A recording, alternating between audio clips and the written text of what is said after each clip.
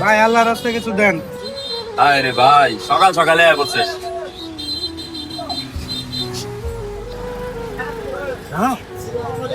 ভাই মাংস কত করে বিক্রি করেন এখন? 700 টাকা ভাই। আরে গরুর মাংস কতদিন ধরে খাই না, আমাকে আর খাওয়াবো না, এই জন্য না, এত দাম গরুর। ওই ভাই শুনেন, কি হয়েছে ভাই?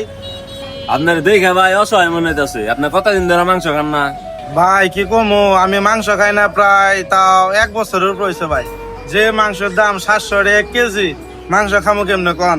দিনে কামাই ভিক্ষা করে পাই 100-150 টাকা।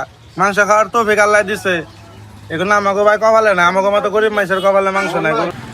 ভাই বিষ্ণা জানতে আয় আয় রে, আল্লাহ বানাই মুখ মুই চাইছো তো গরিব মানুষের।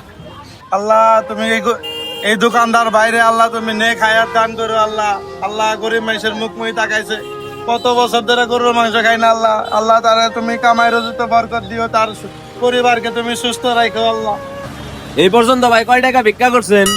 না ভাই ভিক্ষা করে বেশি সকাল থেকে উঠাই না, এই 100 টাকার মতো হবো। এই বেলা আরো 600 টাকা ভিক্ষা কইরা তারপরে 1 কেজি গরুর মাংস নিয়ে খাইন গাদে। শালায় শালায় কাম না করলে কি মনে করলাম যে ভিক্ষা দিব, গরুর গোস খাই না ধরে।